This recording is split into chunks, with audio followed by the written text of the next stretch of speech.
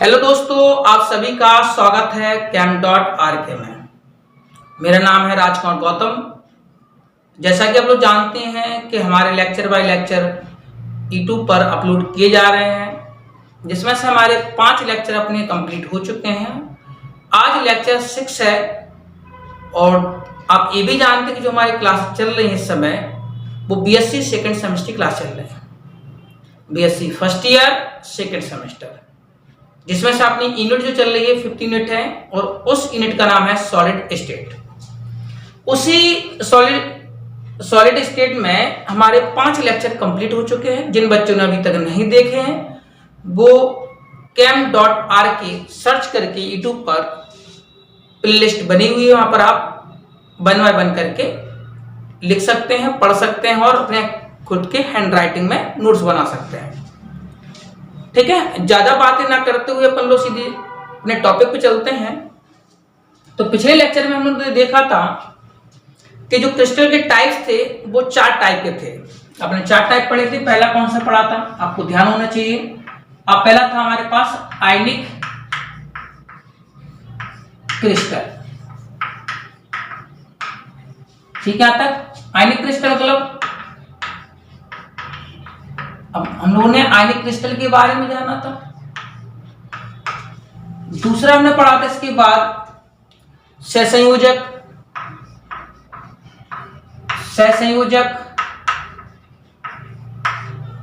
Crystal या network solid के नाम से भी जाना था। नेटवर्क ठोस।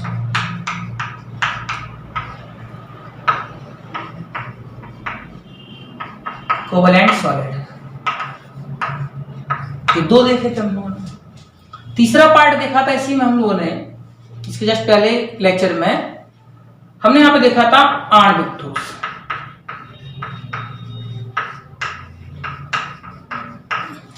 आणविक ठोस मॉलिक्यूलर सॉलिड,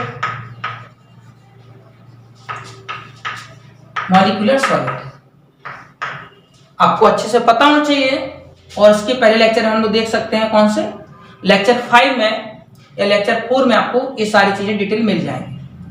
आणविक ठोस को भी हम लोगों ने 3 पार्टों में डिवाइड किया था, याद होना चाहिए आप लोग को, नहीं है तो आप समझते चलते हैं। पहला पार्ट हमने बताया था आणविक ठोस में वो था हमारे पास ध्रुवीय आणविक ठोस।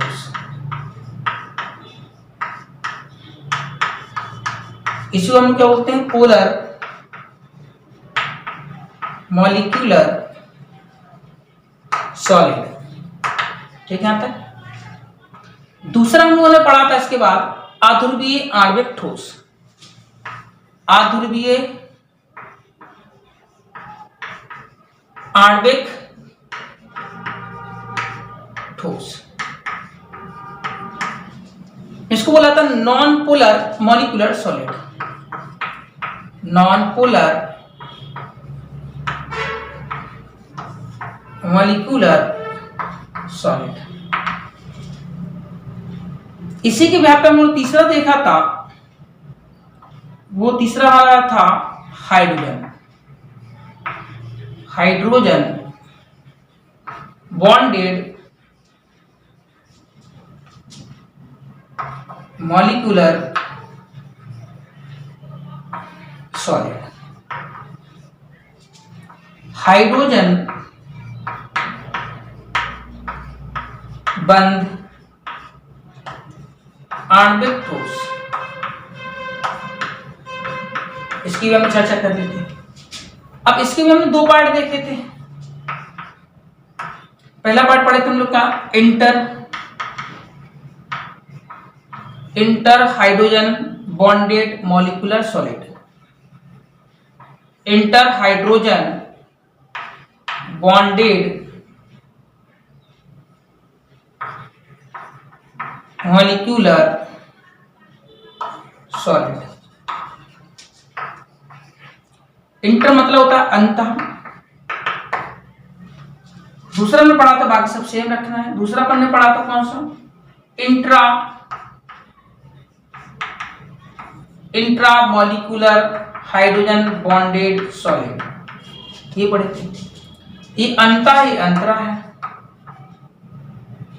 इसको शायद अंता क्या देते हैं इंग्लिश में, हिंदी में इसको बोलते हैं अंत, अंता। यानी कि जो इंटरमॉलिक्यूलर हाइड्रोजन बॉन्ड है ये अपने जैसे अनेक कंपाउंड में पाए जाते हैं, जैसे जिसमें हाइड्रोजन बॉन्ड प्रेजेंट हो, जैसे कि HF NH3 C2H5 OH, इन सभी में हाइड्रोजन बॉन्ड पाया जाता है। और हाइड्रोजन बॉन्ड बनने के साथ साथ इनको अपन ने इस टाइप से देखा था कि HF ले लिया, फिर हमने HF ले लिया और फिर HF ले लिया। तो इन तीनों में एक बात कॉमन देखने को मिली थी अपन को, क्या वो बात ये देखने को मिली थी कि इन दोनों के बीच में पार्शियल रूप से इसकी इलेक्ट्रोनेगेटिविटी ज्यादा होने की वजह से इस पे नेगेटिव, इससे पॉजिटिव, इसकी इलेक्ट्रोनेगेटिविटी ज्यादा, इसलिए मोर पोलराइज करता है हाइड्रोजन को अपनी ओर, इलेक्ट्रॉन खींचता है, इसलिए यहाँ पर नेगेटिव, यहाँ पर भी डेल पॉजिटिव, यहाँ पर भी del negative, del positive del negative. अब इन सभी में क्या देखने को मिलता अपन को कि पॉजिटिव नेगेटिव आपस में क्या करते हैं, दूसरे को अट्रैक्ट करते हैं, तो इनके बीच में एक हाइड्रोजन बॉन्ड बन जाता। उसी ब्याह पे हम लोग देखेंगे आगे, तो इनके बीच में भी हाइड्रोजन बॉन्ड बन जाएगा।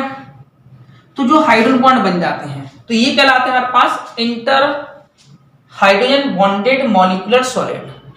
ये जो हम लोगों ने देखे हैं वो दो या दो से अधिक मॉलिक्यूल के मध्य बनता है, लेकिन जब एक ही मॉलिक्यूल के अंदर अगर हाइड्रोजन बॉन्ड बने तो वो हमारा कहलाएगा इंट्रामॉलिक्यूलर हाइड्रोजन बॉन्डेड। ठीक है, यहां तक अगर किसी को दिक्कत हो देख लो और स्क्रीनशॉट कर लो और अपने नोट्स बनाते चलो।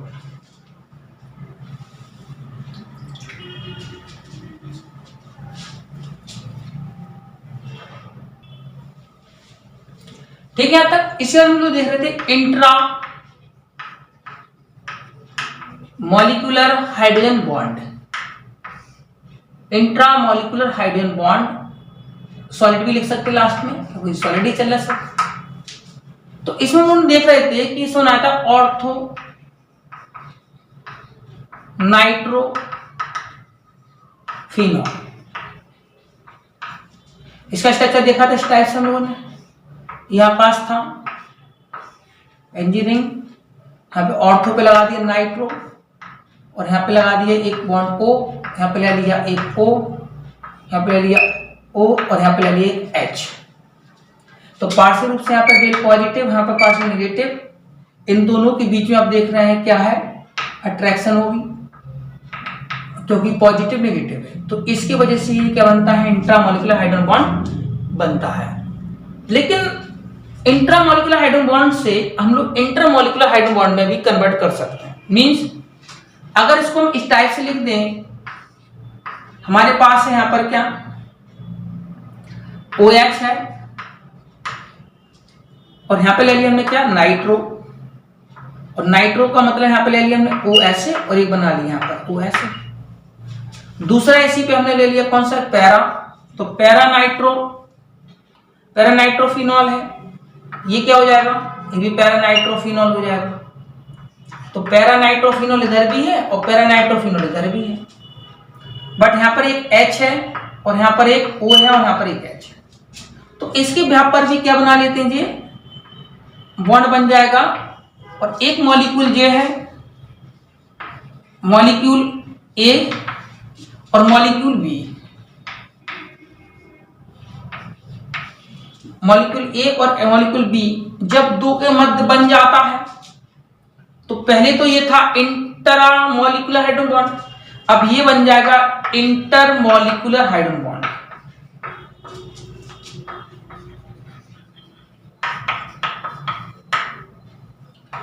सॉलिड पता ही सकते हैं। तो हम लोग चेंज किससे कर लिया, इंट्रा से चेंज कर लिया हमने किसमें, इंटर में। इंटरमॉलिक्यूलर हाइड्रोजन बॉन्ड में क्या किया, चेंज कर लिया। पता है समझे, क्योंकि जब एक ही मॉलिक्यूल के अंदर बनता है बॉन्ड, अगर मॉलिक्यूल एक ही है तो इंट्रा, जब एक से अधिक है तो इंटर, इसलिए क्या बन गया हमारे पास इंटरमॉलिक्यूलर हाइड्रोजन बॉन्ड बन चुका है। और ये कौन सा बना था? Intramolecular hydrogen. तो यहां तक हमारा लेक्चर जो 5 था तो वहां तक चल पढ़ चुके थे यहां तक हम लोग। अब इसी की जो अगला टॉपिक था, इसी का अगला पार्ट था, वो था मेटालिक सॉलिड। कौन सा था? Metallic solid. चौथे नंबर का था। ये था धात्विक ठोस।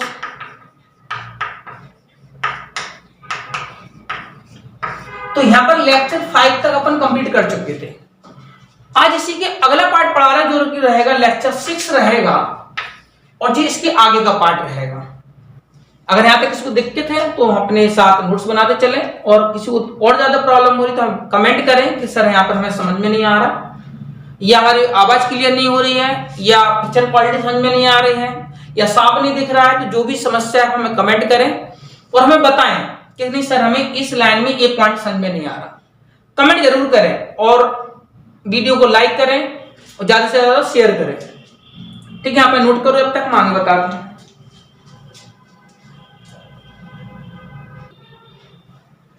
ठीक है, आता है। अब हम लोग आगे पढ़ते हैं इसी को। अब आता है क्रिस्टल जालक या त्रिविम जालक किसे कहते हैं?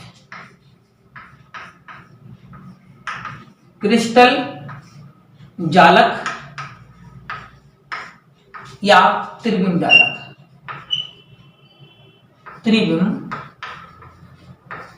जालक, ये लेक्चर 6 होगा।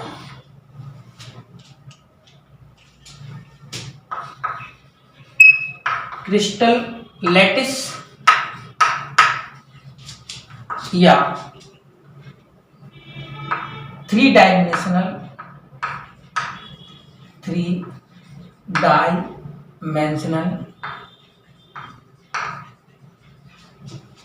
लैटिस।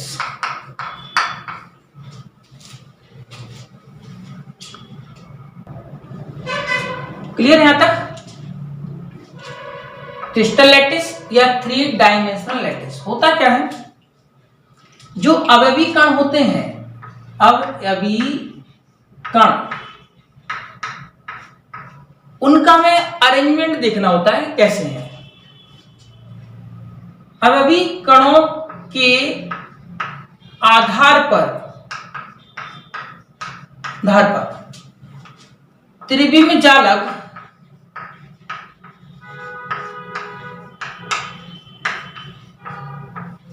तीन प्रकार के होते हैं।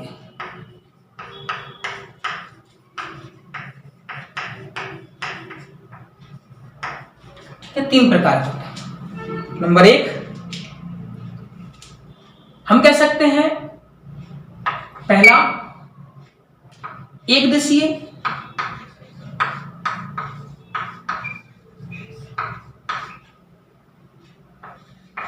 द्विदिशीय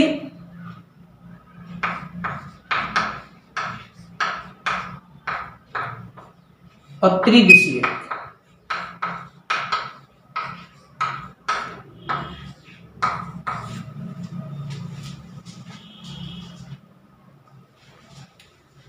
क्या कह सकते हैं? एक दिशीय, या इसको कह सकते हैं हम लोग क्या, एक बिमीय। एक बिमीय, द्विबिमीय, और ये हो जाएगा त्रिबिमीय। इंग्लिश में क्या बोलते हैं इसको हम जानते हैं आप लोग। 1 डायमेंशनल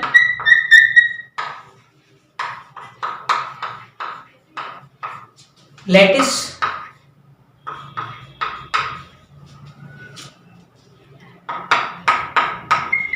2 डायमेंशनल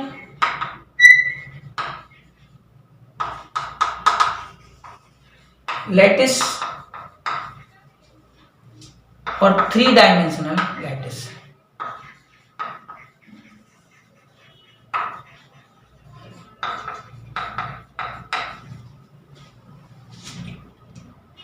यहां तक किसी को दिक्कत होता हो? 1 डायमेंशनल, 2 डायमेंशनल और 3 डायमेंशनल। अगर हम लोग एक बिमीय की चर्चा करें, एक बिमीय, यानी कि वन डायमेंशनल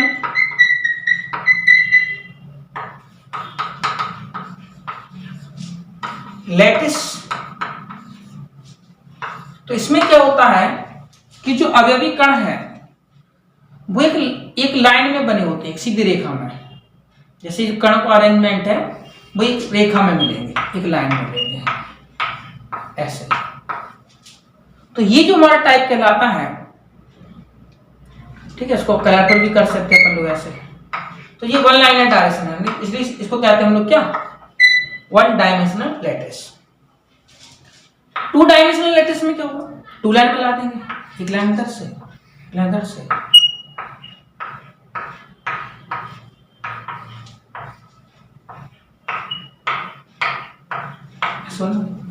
अगर इनको अरेंज करते हैं इस टाइप से बन जाते हैं, तो ये टू डायमेंशनल हो जाएगा,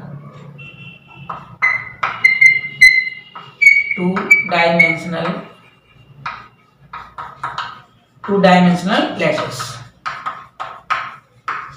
ठीक है, हम कह सकते हैं इसको द्विविमीय, द्विविमीय जालक। तो ये हमारी कहानी थी इसकी, एक विमीय की, द्विविमीय की, अब आते हैं त्रिविमीय। यहां तक इसको देखते तो नोट कर लो फटाफट और अपने साथ साथ नोट्स बनाते चलो। और किसी को लग रहा है कि इसकी शॉर्ट करना तो इसमें शॉर्ट कर सकते हो।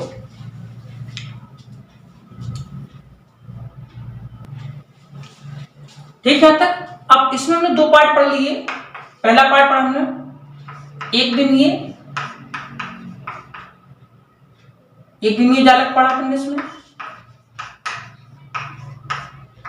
One dimensional lattice. तो हमने इसको देखा एक रेखा में मिलते इस टाइप से हमको अरेंज कण, ये होते हैं अवयवी कण। अवयवी कणों की व्यवस्था एक रेखा में,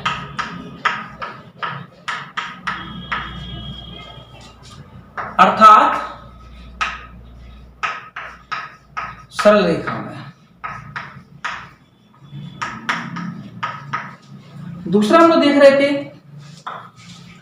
द्विविमीय जालक।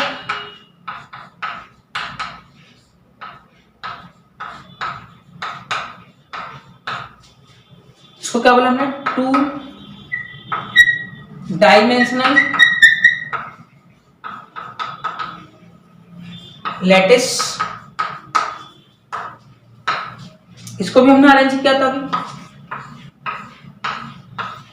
ये दो लाइन में होते हैं इसलिए इसको बोलते हैं क्या, टू डायमेंशनल। इनको आपस में मिला सकते हो। अब अभी कण भी है, अब अभी कण होते क्या है, परमाणु। शुरू से पढ़ाते चले आ रहे, परमाणु, अणु, आयन, या कह सकते हैं इसमें आंसर कण भी कह सकते हैं। ये सब अवयवी कण कहलाते हैं।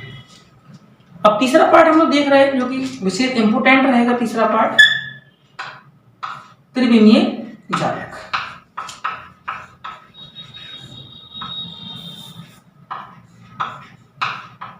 त्रिविमीय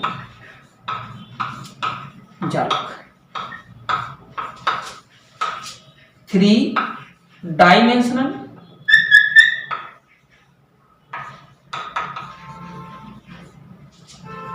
लैटिस। लेकिन आप जानकारी के लिए बता दें, यहां पर हम लोग 3D लैटिस भी लिख सकते हैं। एक विशेष बात यह है कि कभी भी हम लोग बोर्ड पर 3D नहीं बना सकते, बट इसको हम लोग सपोज कर सकते कि ये 3D है, बट 3D कभी बोर्ड पर नहीं बनता। हमेशा ध्यान रखना, कभी भी 3D बोर्ड पर नहीं बनाया जा सकता। क्लियर। अब 3D की हम लोग चर्चा कर रहे थे, इसी को हम लोग आगे देखते हैं। अब हम लोग 3D की चर्चा कर रहे थे, 3D कैसे बनेगा। हम लोग क्या करते हैं, सबसे पहले हम लोग 3D लैटिस बनाएंगे। सबसे पहले हम लोग क्या करें, एक बॉक्स बनाएंगे, क्यूब बनाएंगे। इस टाइप से क्यूब बनाते हैं हम लोग। थोड़ा सा सही से बनाना है क्योंकि ऐसे बनेगा ये। उसका फिर हम लोग यहाँ से एक लाइन और खींचेंगे हाफ में इधर से, फिर इसको एक लाइन से इधर चलेंगे, ऐसे बना देंगे। ठीक, यहाँ तक इन सब कॉर्नर को कॉर्नर से मिला देंगे।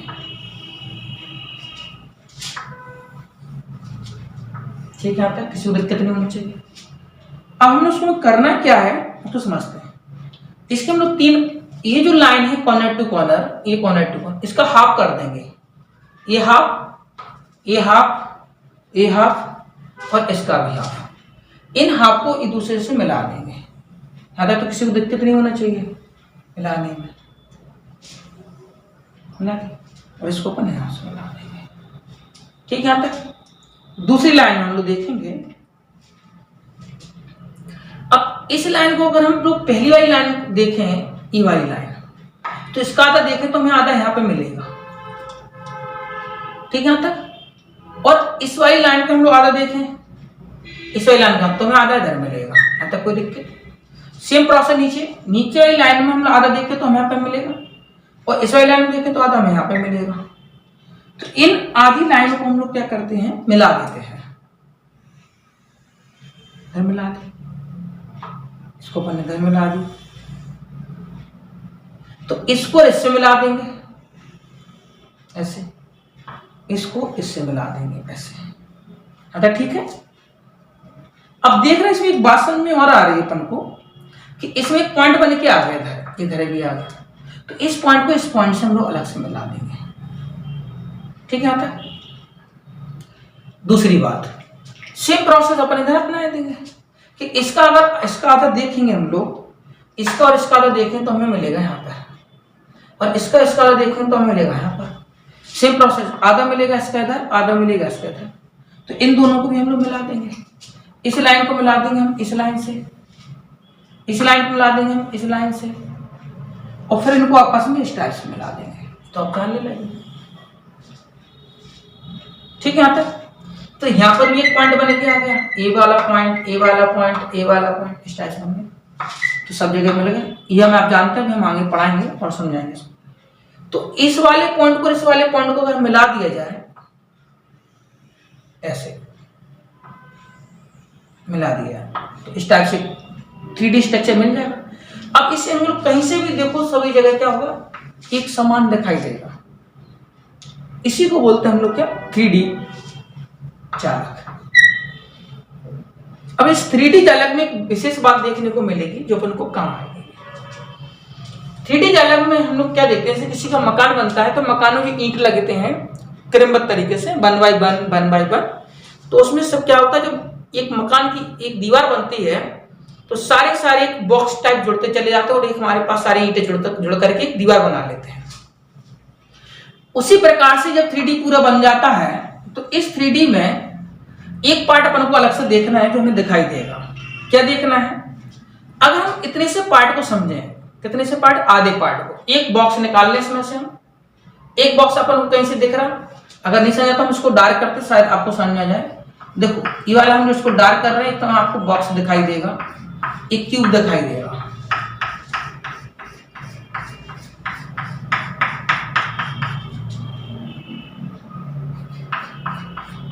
अब देखा तुम्हें कहीं नहीं यार समझ? और देखो इस टाइप से बॉक्स बना रहे हैं हम लोग,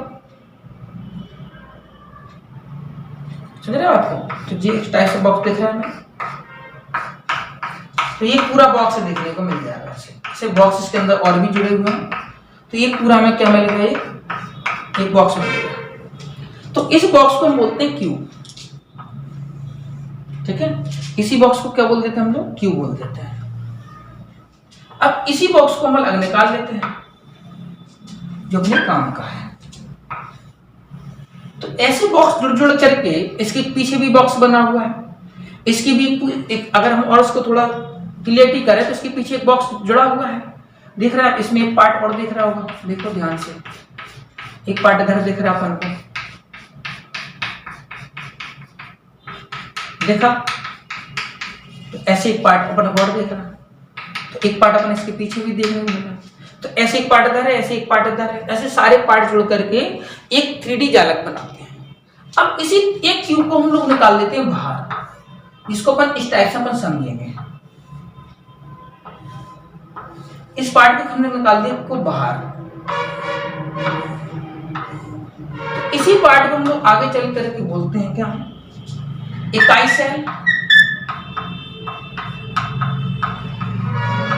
या ऐसे बोलते हैं हम लोग क्या, एकक सेल, या एकक कोशिका बोल देते हैं,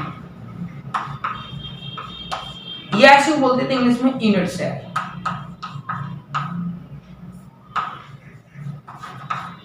इसमें क्या होती है, एक विशेष बात देखने को भी हम चर्चा यहीं पे कर लेते हैं, बाकी हम आगे पढ़ेंगे। इस क्यूब में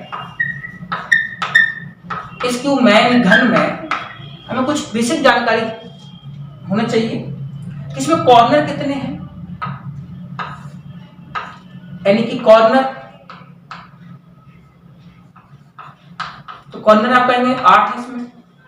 तो 8 कौन है, 1 2 3 4 5 6 7 8। ठीक है, यहां तक किसी को दिक्कत हो नहीं। क्वेश्चन आता है इसमें कॉर्नर के साथ मतलब कोने क्या है, तो कोने होगा बेटा अपने पास 8। दूसरा पार्ट कोने के इसमें अगर हम कहें फेस कितने हैं, फेस मीन्स होता है यहाँ पे फलक।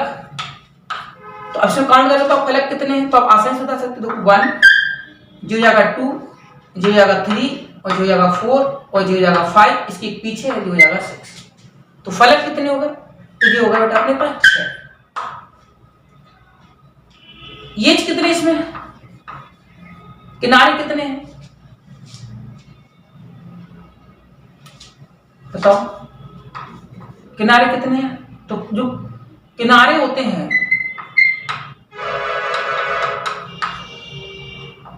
वो होते हैं कितने, 12। ठीक है, कैसे पता, किनारे देखो, एक किनारा जो है, एक किनारा मतलब अगर हम लोग और अच्छे से देखे समझें तो इसके देखो जस्ट पीछे, अगर इसको बंद कर दिया तो आगे वाले पार्ट को देखो, इसको ऐसे समझते हैं। तो अगर हमने पहला लिया इस टाइप से, तो किनारे कितने हुए, 1 2 3 4, तो हम इसको नंबर डाल दो 1 ये 2 ये 3 और जो जाएगा बेटा 4। ठीक है, यहाँ तक। उसी प्रकार से हम लोग और देखेंगे तो इसको ऐसे जोड़ देंगे, तो अब कितने किनारे हुए, जो होगा 5 यानी 5 ये 6 ये 7 और ये हो गया 8। ठीक है, यहाँ तक बेटा। अब हमें चाहिए कितने, 12। तो अब इसको जोड़ेंगे तो जो हो जाएगा बेटा 9, इसको जोड़ेंगे तो जो हो जाएगा 10, इसको जोड़ेंगे तो जो हो जाएगा 11, और इसको जोड़ेंगे तो जो हो जाएगा 12। तो ऑप्शन में आ गया। तो यानी कि इसमें किनारे जो है वो 12 है, फेस जो है वो हमारे पास 6 है, और कोने हमारे पास 8 है। ठीक, तो इसी को हम लोग आगे पढ़ते हैं। यहां तक इसकी शॉर्ट कर लो और या फिर इसका नोट कर लो।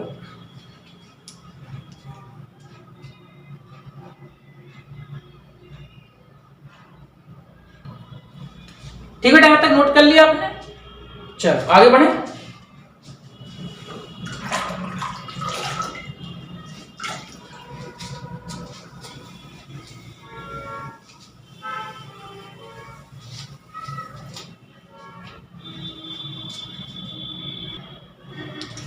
ठीक है, यहां तक। तो अभी हम लोगों ने ये देखा था कि ये जो हमारे पास जो 3D जालक था, ये 3D था। 3D में अपन ने समझा 3D बना तो इकाई जो यूनिट सेल होती है, तो यूनिट सेल जोड़ जोड़ करके क्या बना लेते हैं, 3D जालक बना लेते हैं। थोड़ा सा इसी को, अब हम आगे बढ़ रहे हैं तो थोड़ा सा समझने का प्रयास करना। इसको अपन ऐसी रफली बना दे रहे हैं ताकि तुम्हें चीजें और थोड़ा सा सिखा सके। ठीक है, तक। अब इसको भी अपन चाहे तो आधा पार्ट कर देंगे, इसको भी अपन चाहे आधा पार्ट, इसको भी चाहे तो आधा पार्ट, और इसको अपन चाहे आधा पार्ट। इसको अपन इधर मिला देंगे और इसको अपन इधर मिला देंगे। हो सकता है आपको समझ में ना आ रहा हो, कोई बात नहीं। अपन इसको हम लोग अगला पार्ट देखेंगे। इसमें से हम लोग निकाला था यूनिट, इस टाइप से निकाला था। तो इसको अभी हमने क्या बोला, इसको यूनिट सेल या इकाई सेल या एकक कोशिका। तो एकक कोष्ठ का या हम कह सकते हैं यूनिट सेल। यूनिट सेल के कुछ पैरामीटर होते हैं। क्या होते हैं? पैरामीटर। एक पैरामीटर है इसको प्राचल के नाम से भी जानते हैं हिंदी में। ठीक है, तो इसी को हम लोग कंटिन्यू कर रहे हैं कि कॉर्नर आपको बता चुके हैं हम। कॉर्नर हमारे पास कितने हो गए? 8 कोने हो गए, और फेस आपको पता है 6 फेस हो गए, और एज अपने पता 12 हो गए। ठीक है, यहाँ तक। तो अगली हेडिंग क्या बनेगी? एकक कोष्ठिका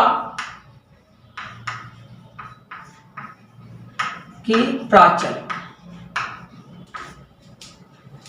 parameter of unit cell. Parameter of unit cell.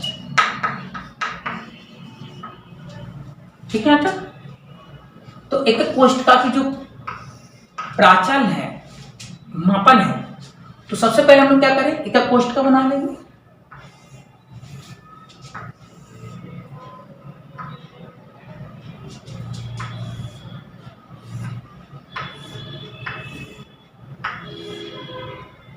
इस टाइप से एकक कोष्ठिका बना लेते हैं लोग। एक जो जाएगा हमारे पास यूनिट सेल। ठीक है, यहाँ तक ये आपको पता है पहले से कॉर्नर है, तो इसी में हम लोग लाइन बना लेते हैं। इसको थोड़ा सा आगे बढ़ा देते हैं, और जो हमारे पास ये थोड़ा सा फरार बढ़ जाता है। ठीक है, तक तो हम लोग इसमें देखेंगे, इसको मान लेते हैं हम लोग क्या? एक्सेस जी, एक्स एक्सेस हो गई, ये हमारे पास हो गई वाई, और ये हमारे पास हो गया जेड। ठीक है, तक तो ये जो एक्स वाई जेड है, ये हमारे एक्सेस हैं। ठीक है, और इसके बीच जो इसको माना हमने ए, ये इसकी लंबाई हो गई, जी हो गया हमारे पास बी लंबाई हो गई, जी हमारे पास हो गई सी लंबाई हो गई। इसी पर हम लोग देखेंगे एंगल देखेंगे। इसके बीच जो एंगल बढ़ रहा वो हमारे पास रहेगा अल्फा, इसके बीच जो एंगल बढ़ रहा है वो रहेगा हमारे पास बीटा, इसके अंदर जो बढ़ रहा है वो बढ़ रहा है गामा। ठीक है, तक तो थोड़ा सा आपको नोट करते चलना है, तो ज्यादा समझ में आएंगी चीजें, नहीं तो वैसे तो फिर उड़ जाएंगे आपके दिमाग से, फिर आप कहोगे सर समझ नहीं पाए। थोड़ा कोशिश करो समझने का। तो ये जो हमारे पास होगा X Y Z alpha beta gamma. तो अल्फा बीटा गामा क्या है? एंगल है। एबीसी क्या है? हमारी लंबाई है, यानी कि हम कह सकते हैं यूनिट्स, इकाई सेल की लंबाई। इकाई सेल की लंबाई क्या है? ए, बी और सी। कोण कितने हैं? तो कोण हमारे पास हो जाएंगे अल्फा, बीटा और ये गामा। ठीक है, तो और अक्ष क्या है हमारे पास? तो अक्ष हमारे पास है एक्स, वाई और जेड। ठीक, नोट करते चलो साथ में। ठीक है, तक तो जो अक्षीय लंबाई है, अक्षीय लंबाई वहां पास ए है, तो ये एक्स अक्ष की लंबाई,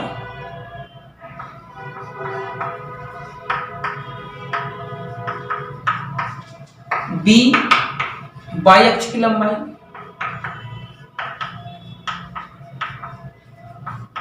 और सी जेड अक्ष की लंबाई।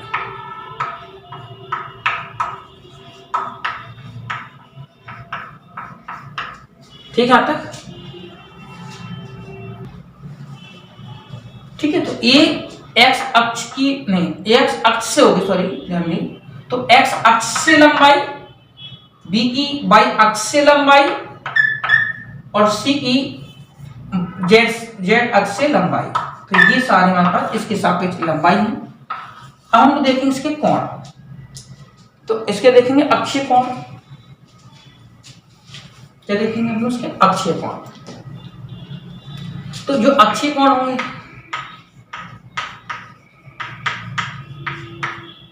तो ये बराबर किसके होगा, अल्फा के, बी बराबर किसके होगा, गामा के, और सी बराबर क्या होगा, सॉरी ए बराबर होगा अल्फा के, बी बराबर होगा बीटा के,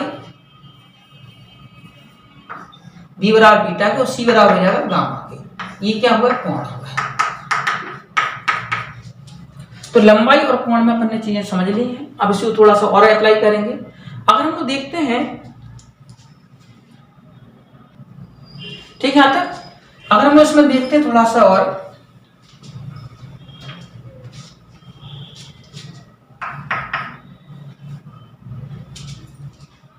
अगर हम कहते हैं ए और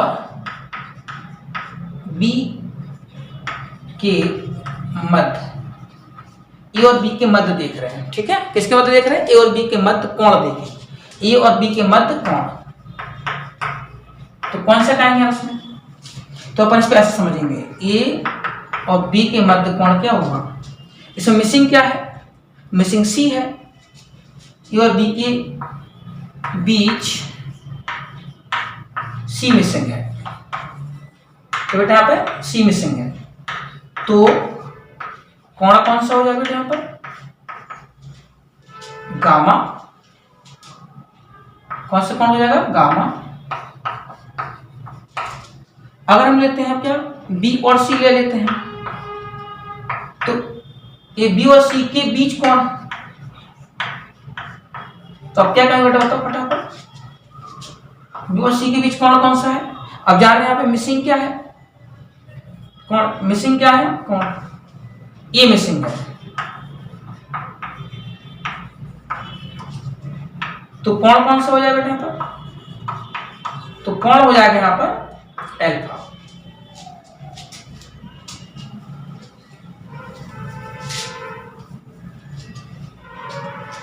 उसी प्रकार से अगर हम कहते हैं सी और ए है, सी और ए के बीच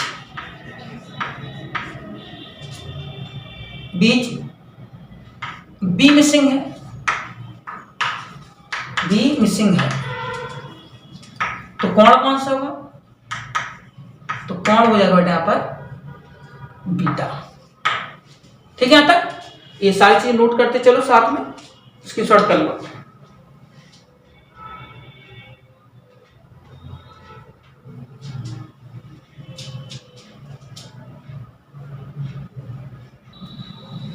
अब हम लोग यहां से देखेंगे types of unit cell, types of unit cell. एकक कोशिका, एकक कोशिका के प्रकार, ये दो प्रकार के होते हैं। ये मुख्यतः दो प्रकार के होते हैं।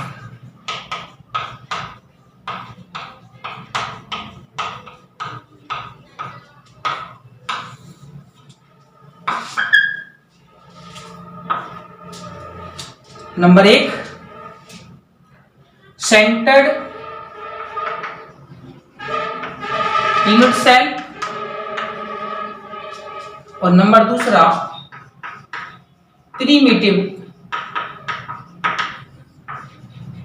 यूनिट सेल, या कह सकते हैं इसको हम लोग सिंपल यूनिट सेल। प्रिमिटिव को बोलते बेटा हम लोग आध इकाई सेल, और इसे बोलते हैं सरल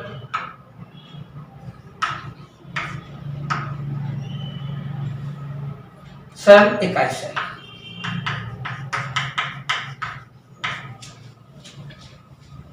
जबकि सेंटर्ड बोलते हैं केंद्रित इकाई सेल, केंद्रित इकाई सेल।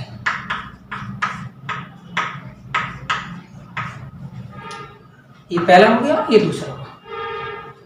केंद्रित इकाई सेल के तीन भाग होते हैं।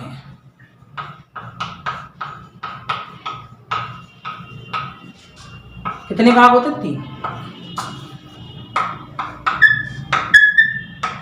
तो पहला कौन सा रखेंगे? इसको बोले SCC। दूसरा कौन सा रखेंगे? FCC। और तीसरा कौन सा रखेंगे हम लोग? BCC। SCC मतलब क्या है? Simple centred cubic unit cell. पूरा लिखेंगे अपन इसको, simple centred cubic unit cell. Simple centred cubic unit cell, सरल केंद्रित घनीय इकाई सेल। हिंदी में क्या बोलेंगे इसको हम लोग? सरल घनीय इकाई सेल। ठीक है, बाकी अपन कॉमन रखेंगे, बस ऐप को जोड़ देना। यहाँ पर ऐप क्या होगा? Face centred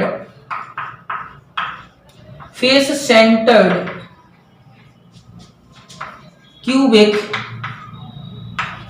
unit cell. क्या पढ़ेंगे हिंदी में? फलक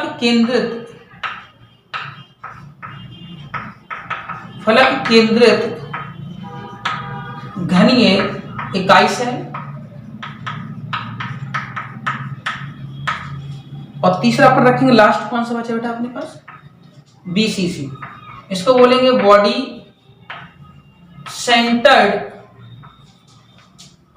क्यूबिक यूनिट सेल। इसको बॉडी क्या बोलते हैं हम लोग?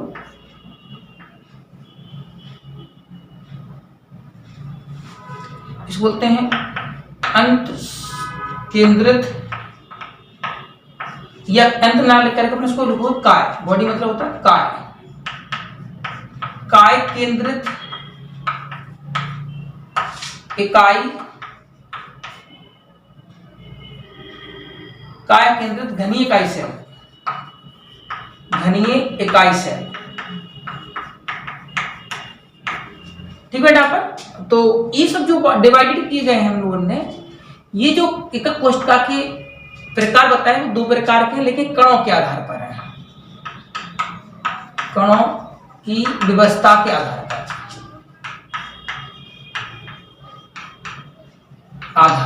ठीक है यहाँ तक। अब बाकी इसको हम लोग डिस्क्राइब करेंगे अगले लेक्चर में, और लेक्चर रहेगा बेटा अपने पास अब 7। ठीक है यहाँ तक।